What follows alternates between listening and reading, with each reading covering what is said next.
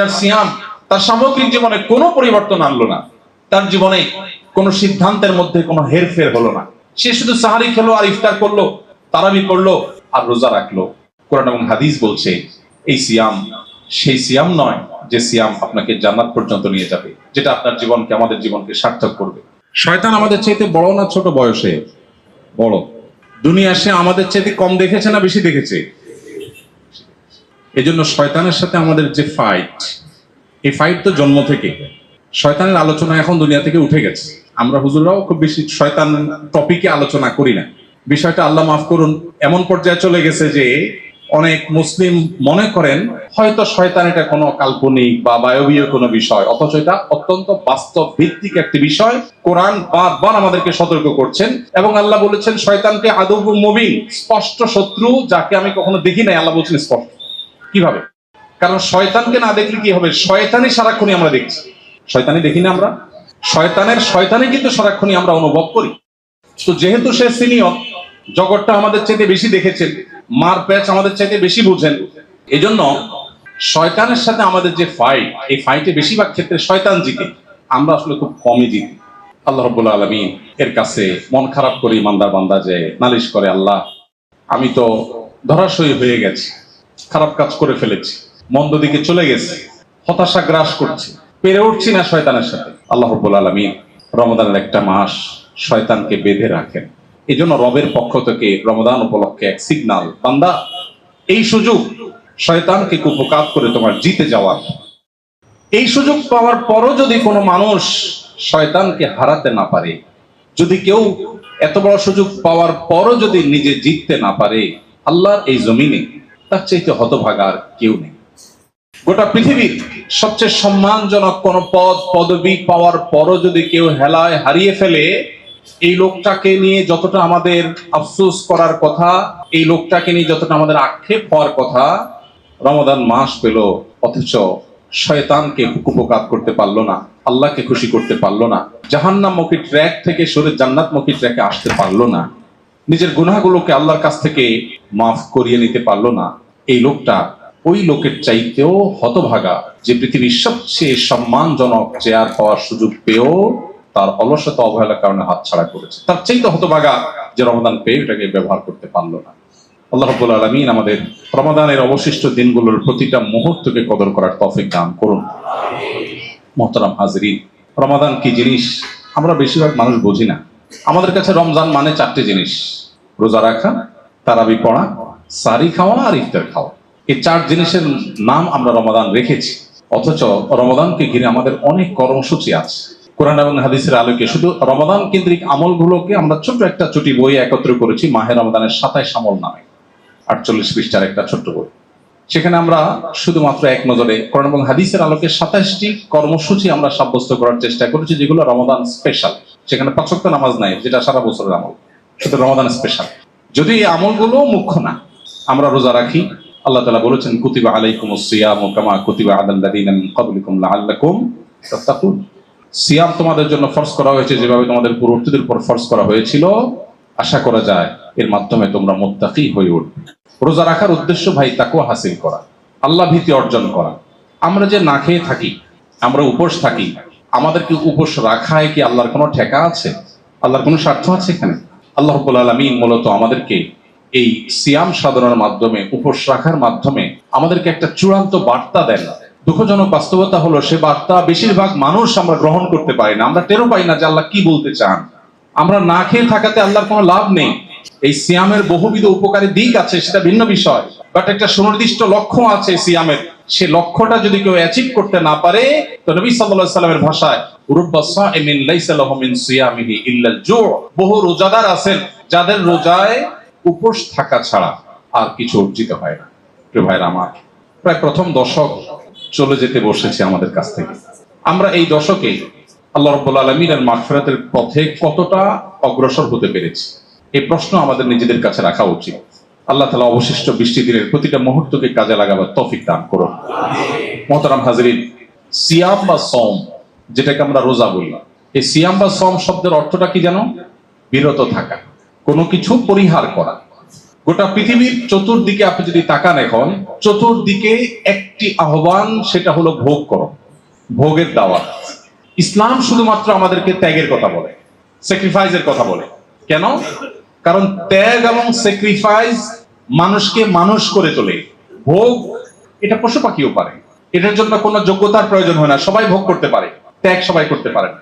সিয়ামের মধ্যে দেখুন আপনি, আল্লাহ তাআলা আমাদেরকে তিনটা জিনিস ত্যাগ করতে বলছে: পান, আহার, যৌনতা।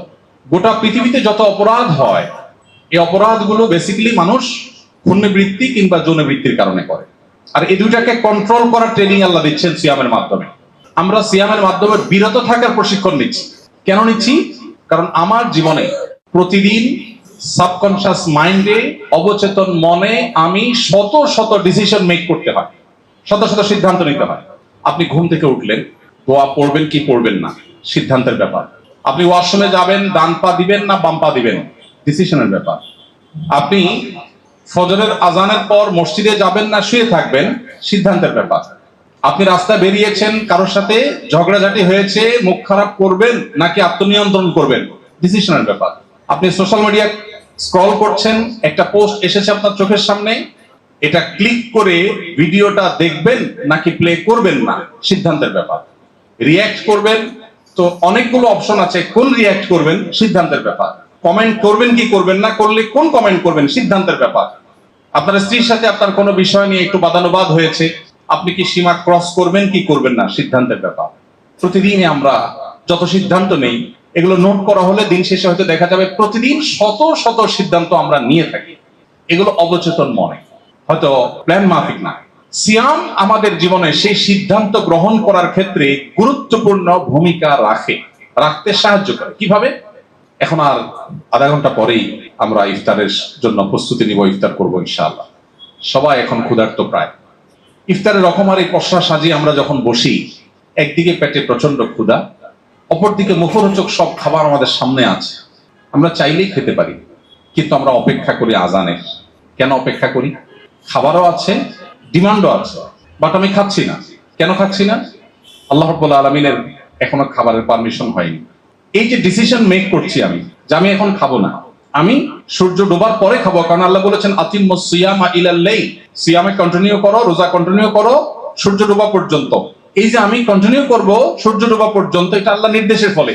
সিয়াম আমাদেরকে বলে তোমার সামনে মুখরোচক এত চমৎকার খাবারের ডালা সাজানো আছে, পেটে ক্ষুধা আছে, বাট আল্লাহর অনুমোদন নাই, সেজন্য তুমি খাচ্ছ না। তোমার জীবনে শত শত হাজার হাজার সিদ্ধান্ত নেবার ক্ষেত্রে ঠিক একইভাবে যদি আল্লাহর নির্দেশ তোমার সামনে এসে হাজির হয় এবং আল্লাহর নির্দেশের ভিত্তিতে গ্রহণ কিংবা বর্জন করবার সিদ্ধান্ত তুমি গ্রহণ করতে পারো, তবেই তোমার সিয়াম সার্থক।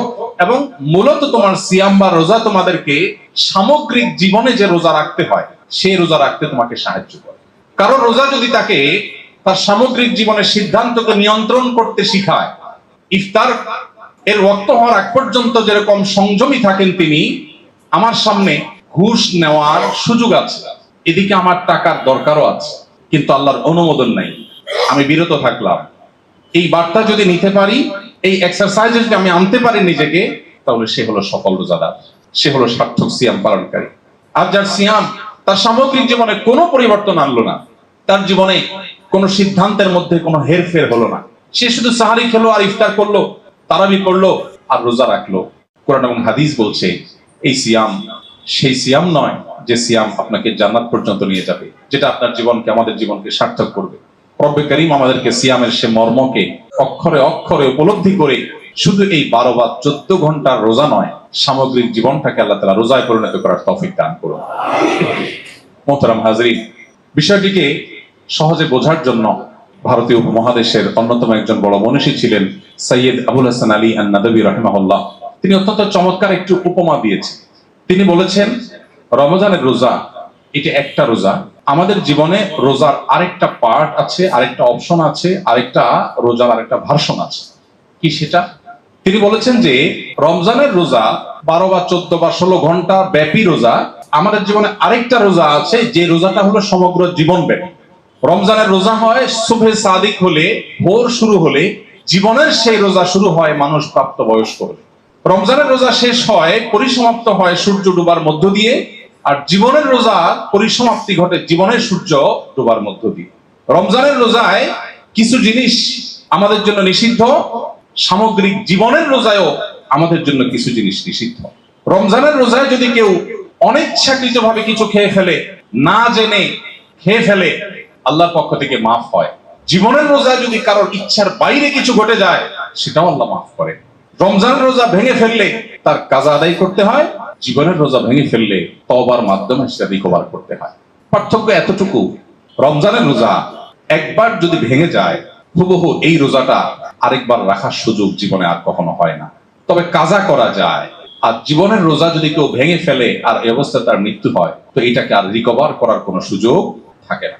মোহতারাম হাজরিন, রমাদানের এই সামগ্রিক আয়োজন, এর পেছনের যে আধ্যাত্মিক, রুহানি, স্পিরিচুয়াল যে বিশাল বড় প্ল্যান, বিশাল বড় দিক আছে, আমরা বেশিরভাগ মানুষ শুধুই কিছু গতানুগতিক কর্মকাণ্ড, রিচুয়ালের মধ্য দিয়ে রমাদানকে পার করি। সে অন্তর্নিহিত দিকটাকে আমরা সেভাবে উপলব্ধি করতে পারি না। সিয়াম যেন শুধু আমাদেরকে পানাহার আর যৌনতা থেকে একটা লিমিটেড সময় যেন শুধু বিরত না রাখে, বরং আমাদের সামগ্রিক জীবনে যেন আমরা পরিপূর্ণ অর্থে সেই জীবনের যে সিয়াম, জীবনের যে রোজা, সেটা রাখার তৌফিক দান করুন। প্রিয় ভাইরা আমার, রোজা রাখার ফলে ইফতারের একটা আনন্দ আছে না? কি আনন্দ বলুন তো? ইফতারের যে আনন্দ, কিসের জন্য আনন্দ? কিছু খাবার সামনে আছে, আমরা খাবার খাবো, এই তো। তো সারা বছর আমরা খাবার খাই না? আরবিতে ইফতার, বাংলার অর্থ হলো কি? নাস্তা। সারা বছর আমরা কি করি? রাতভর না খেয়ে থেকে সকালে নাস্তা করি। আর রমজান মাসে রোজা রেখে আমরা কি করি? দিনভর না খেয়ে থেকে সন্ধ্যা নাস্তা করি। তাহলে জিনিস সেটাই, যেটা 11 মাস করি। নামও সেটা, জিনিসও সেটা। কিন্তু আপনি কি লক্ষ্য করে দেখেছেন আপনার জীবনের কোন একটি নাস্তা রমজানের একটি ইফতারের আনন্দের ধারে কাছেও নাই? আমরা কি লক্ষ্য করেছি? নবীজি সাল্লাল্লাহু আলাইহি ওয়াসাল্লাম বলেছেন, লিসাইমি ফারহাতান, ফারহাতুন ইনদা ফিতরি ওয়া ফারহাতুন ইনদা লিকাই রাব্বিহ। রোজাদার ব্যক্তির জন্য আল্লাহর তরফ থেকে দুটি আনন্দের বরাদ্দ আছে। একটি আনন্দ নগদ, আরেকটা বাকি। নগদ আনন্দটা হলো বান্দা যখন ইফতার করে অথবা যখন ঈদ উদযাপন করে, সেটাও এক প্রকারের ইফতার। 30 দিনের রোজা ভঙ্গ হয় ঈদের মাধ্যমে। ইফতারের সময়ের যে আনন্দ, আল্লাহ বলছেন এটা আল্লাহর প্রদত্ত আনন্দ। পৃথিবীর অন্য কোন নাস্তা, যেখানে হয়তো 100 আইটেমের বুফে আপনি নাস্তা করতে পারেন, কিন্তু মাত্র একটু ছোলা মুড়ি, একটু খেজুর আর শরবত নিয়ে বসে ইফতার করার মুহূর্তের যে আনন্দ, আল্লাহর শপথ করে বলছি, এই আনন্দের সাথে আনন্দ আপনি তুলনা করলে আপনি কখনো মেলাতে পারবেন না যে এর সাথে এটা কোনোভাবে তুলনাযোগ্য। ঠিক না ঠিক? আমরা প্রতিদিনই আনন্দটা উপভোগ করি না? এটা আল্লাহ প্রদত্ত আনন্দের আইটেম, উপকরণ এর চেয়ে বহুগুণ বেশি থাকার পরও আপনার আনন্দ এই লেভেলে পৌঁছাবে না ইফতার আপনাকে যে আনন্দটা দেয়। সারা জীবন না খেয়ে থাকা মানুষ খাবার দেখলে এত খুশি হয় কিনা জানি না। আমরা সামান্য একটু 12 ঘন্টা 14 ঘন্টা রোজা রাখার পর ইফতার নিয়ে বসে যখন অপেক্ষা করি, তখন যে আনন্দ হয়, এবং এই যে আমরা খাবারের চাহিদা আছে, খাবার আছে, খাচ্ছি না, বসে থাকছি, এই যে একটা টানাপোড়েন, এই যে একটা আত্মনিয়ন্ত্রণ, এই যে একটা সংযমের ট্রেনিং এবং প্রশিক্ষণ, এটার মধ্যে যে অবর্ণনীয় একটা প্রেম, একটা ভালোবাসা আল্লাহর সাথে, আল্লাহ নির্দেশকে সর্বোচ্চ সম্মান দেওয়ার, এর মধ্যে যে একটা উপভোগ্য দৃশ্যের অবতারণা মনোজগতে হয়, এটাকে পৃথিবীর কোনো কিছুর সাথে তুলনা করা যাবে না। সাইয়্যিদ আবুল হাসান নবী রাহমাতুল্লাহি আলাইহি রমজানের রোজা, এটা থেকে সামগ্রিক জীবনের রোজা তুলনা করতে গিয়ে তিনি আরেকটি উদাহরণ দিয়েছেন, অত্যন্ত চমৎকার। তিনি বলেছেন, আমাদের বাসা বাড়িতে যখন আমরা রোজা রাখি, রোজা রেখে আনন্দ পাই, তখন আমাদের বাচ্চারা উৎসাহিত হয়, আমিও রোজা রাখবো। ঠিক না বেঠিক? অন্য অনেক কাজ করতে না চাইলেও বাচ্চারা রোজাটা রাখতে চায়। দেখুন তো, রোজা রাখা মানে তো কষ্ট, কিন্তু বাচ্চা রাখতে চায়, কারণ সেও জানে যে আব্বু আম্মু ইফতারের সময়, দাদা দাদু, বড় ভাই বোন, আপু ভাইয়া, তারা ইফতারের সময় যে আনন্দটা পাচ্ছে, এই আনন্দটা আমারও দরকার। বাচ্চা রোজা রাখতে চায়। এখন কোন ফ্যামিলিতে ধরুন আপনার 2টা ছেলে, একটা বড় একটা ছোট, রোজা রাখছে। রোজা রাখার পর 10টা 11টার দিকে, 12টার দিকে ক্ষুধার চাপ বেশি, জীবনের প্রথম রোজা। এর মধ্যে কোনো একটা বাচ্চা হয়তো খুব বেশি অসংযমী, অসহনশীল, একটু ধৈর্য কম, সে বায়না ধরলো, না আমি রোজা কন্টিনিউ করবো না, আমার ক্ষুধা লাগছে, আমি আর পারতেছি না। বাবা মা হয়তো একটু বোঝানোর চেষ্টা করেন, বাবা রাখো, একটু কষ্ট করো, দেখে যে আউট অফ কন্ট্রোল, তারপর তো রোজা ফরজ না, তখন বলে ঠিক আছে, যে খাবে, তাকে খাবার দিয়ে দেয়। অপর ছেলেটা, তারও ক্ষুধা লাগছে, কষ্ট হচ্ছে, কিন্তু সে কষ্ট করে রোজাটাকে কন্টিনিউ করে সূর্য ডোবা পর্যন্ত। এই দুইটা সিনারিও যদি আপনি চোখের সামনে রাখেন, তাহলে আপনি দেখবেন পরিণতি কার কি হয়। যে ছেলেটা 10টা বা 11টা বা 12টার সময় রোজা ভেঙে ফেলেছে, তার পরিণাম কি দাঁড়ায়? সে কি পায় খাবার হিসাবে? মুসলমানের ঘরে সকাল 10টা 11টা 12টার দিকে কি খাবার থাকে? বাসি খাবার থাকে। যদি মাছ রান্না হয়ে থাকে তাহলে লেজ, কান কল্লা বা কাটা বিশিষ্ট যে টুকরাগুলো সেগুলো তাও আবার বাসি, এটা থাকে। আর ভাত তো নিশ্চয় ফ্রেশ, গরম গরম ভাত তো কল্পনা করা যায় না, ভোর রাতে যেগুলো থেকে গেছে ওইগুলো। গোস্ত রান্না করলে বাছাই করা টুকরাগুলো। তাহলে সে রোজা ভেঙে একটু নগদ আনন্দ পায়, কিন্তু সে আনন্দটা হলো বাসি খাবারের আনন্দ। পরিণতিতে কি দাঁড়ায়? ধানমন্ডির মানুষকে বোঝানো কঠিন। আমি গ্রামের ছেলে, যারা গ্রামীণ পরিবেশে শৈশব পার করেছেন তারা ভালো বুঝতে পারবে। ইফতারের আগ মুহূর্তে ওই যে একটা ছেলে রোজা কন্টিনিউ করেছে, আরেকজন করেন নাই। যে কন্টিনিউ করেছে তার পরিণতি, আর যে কন্টিনিউ করতে পারে নাই তার পরিণতি আমরা ইফতারের আগ মুহূর্তে একটু লক্ষ্য করতে পারি। আচ্ছা, আপনারাই বলুন, যেই ছেলেটা রোজা ভেঙে ফেলেছে এর ইফতারের আগ মুহূর্তে খুব কদর হয়তো বাসায়, তাই না? যেহেতু রোজা ভেঙে ফেলছে, রোজাই নাই আর কি, কদর হয় না অনেক। উল্টা বরং কি হয়, সে দৌড়ের উপর থাকে। কিভাবে দৌড়ের উপর থাকে? ধরুন ইফতার টেবিলে সাজানো হচ্ছে, তাকে বলা হয়, এই মোহাম্মদ কই আসোস, এই আব্দুল্লাহ কই আসোস, এদিকে ধরে পেঁয়াজগুলো টেবিল নিয়ে রাখ, এই এতক্ষণ লাগে রেখে আসতে, জলদি আয়, শরবত টানে রেখে আস। আর বিদ্যুৎ চলে গেছে, দৌড় দে একটু দোকান থেকে একটা মোমবাতি নিয়ে আয়, বাচ্চাটা ডিস্টার্ব করছে, ওরে ধর, হাঁস মোরগ থাকলে হাঁস মোরগ গুলো সামলা। এদিকে মুখরোচক খাবারের কিন্তু প্রস্তুতি চলছে, আর তার চলছে দৌড়ের প্রস্তুতি, কারণ সে রোজা ভেঙে ফেলেছে। আর যে ছেলেটা রোজা কন্টিনিউ করেছে তার কষ্ট হয়েছে ঠিক, কিন্তু ইফতারের আগ মুহূর্তে সুবহানাল্লাহ, আমার প্রিয় বন্ধুবর আমাদের মুফতি সাইফুল ইসলাম ভাইয়ের মতো এরকম জামাইয়ের মতো তাকে সাজায়া সুন্দর করে সাজায়া তাকে একেবারে ডাইনিং টেবিলের মাঝখানের চেয়ারটাতে আদর করে বসিয়ে একটু পর এসে দাদা বলে, দাদা ভাই এই 20 মিনিট, মাশাআল্লাহ তুমি সাকসেস, এই তো আর 20 মিনিট সব তোমার জন্য। দাদু এসে বলে, আরে আমার দাদু ভাই চেহারাটা শুকায় গেছে, আরে একটু, এই তার অল্প একটু সময়।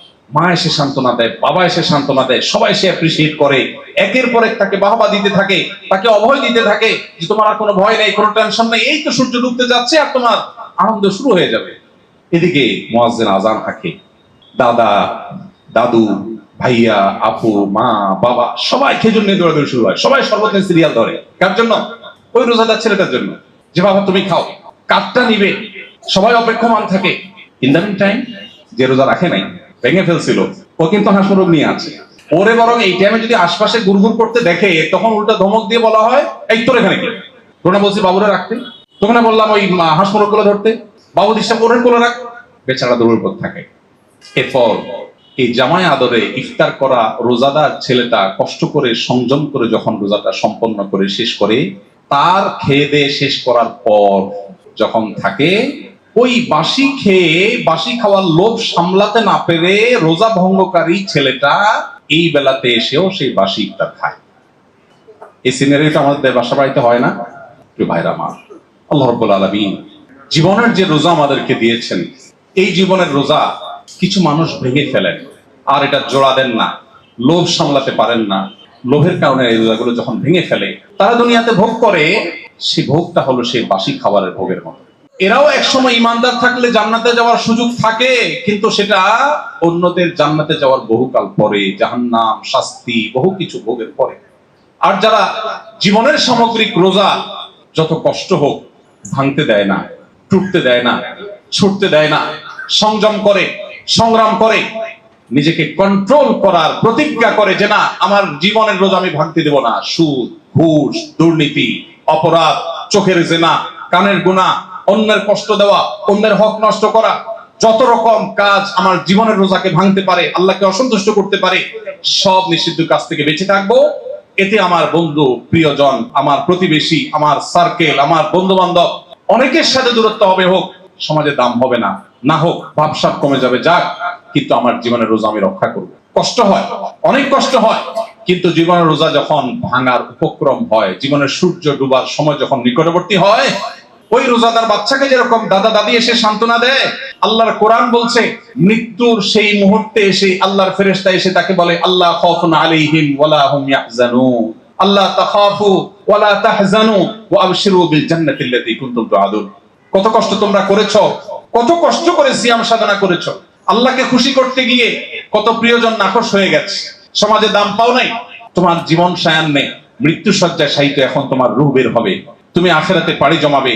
দেখো আমরা আল্লাহর ফেরেশতারা এসেছি তোমাকে অভয় দেওয়ার জন্য, সুসংবাদ দেওয়ার জন্য, এই যে আর একটু পরে তোমার রূহ বের হবে, আর তুমি জান্নাতে বিচরণ করবে।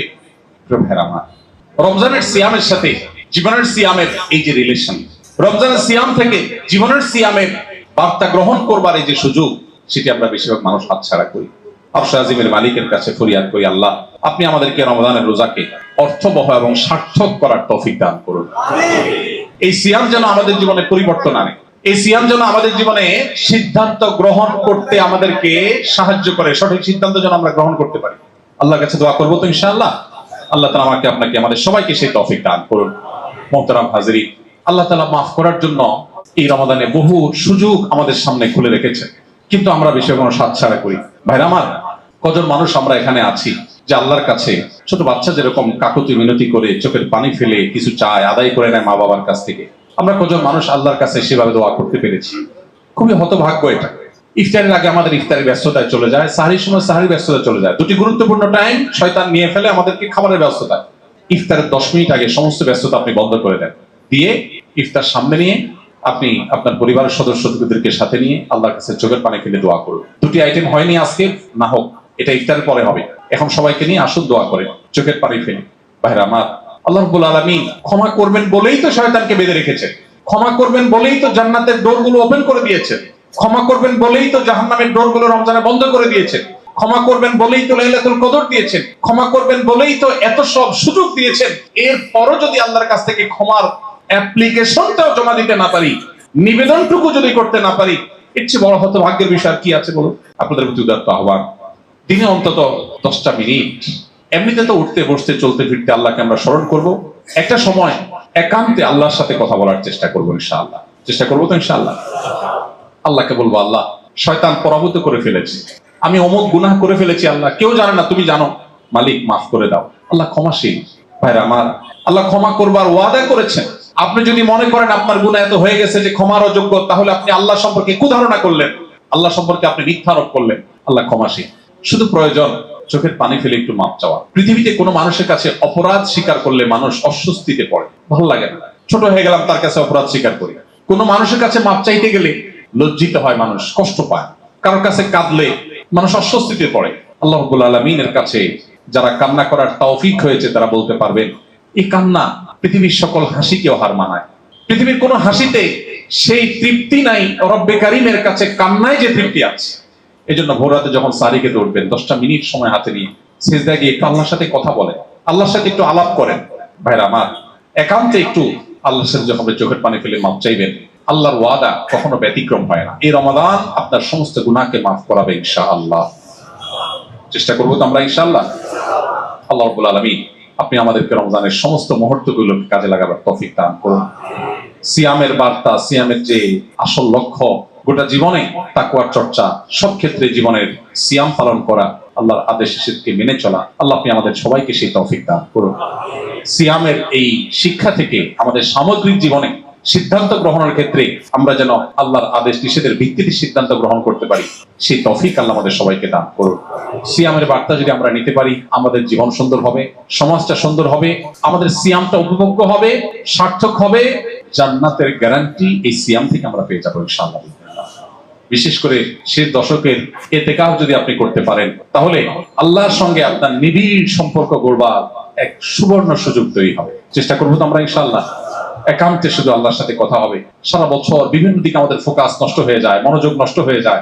একান্তে আল্লাহর সাথে 2 রাকাত নামাজ কোনো মনোযোগ এদিক সেদিক দেওয়া ছাড়া পড়বো, সেই সুযোগটা জীবনে হয় না। কিন্তু শেষ দশকে ইতিকাফ করে দেখেন, আপনার মনোযোগ রাখা অনেক সহজ হবে। চেষ্টা করা যাবে তো ইনশাআল্লাহ। আরশে আজিমের কাছে ফরিয়াদ করি, আজকের আশা বসা সিয়ামকে সার্থক করার তৌফিক হিসাবে আল্লাহ আমাদের সবার জন্য কবুল করে নিন। আমরা এখানে সমবেত হয়েছি আল্লাহর ভালোবাসা ছাড়া আর কোনো কানেকশন নাই। আমার কাছে কিছু নেই আপনাকে দেওয়ার মতো। আমি আল্লাহর কথা, রাসূলের কথা বলতে পারি। এই মহব্বতের কারণে যে আমরা সমবেত হয়েছি, রব্বে কারীমের ঘোষণা আছে তার নবীর মাধ্যমে, হাদিসের মাধ্যমে, যে আরশের নিচে কি আমাদের ভয়াবহতম দিনে আল্লাহর জন্য যারা পরস্পরকে ভালোবাসবে তাদেরকে আল্লাহ আরশের নিচে ভিআইপি প্যান্ডেলের ছায়া দান করবে।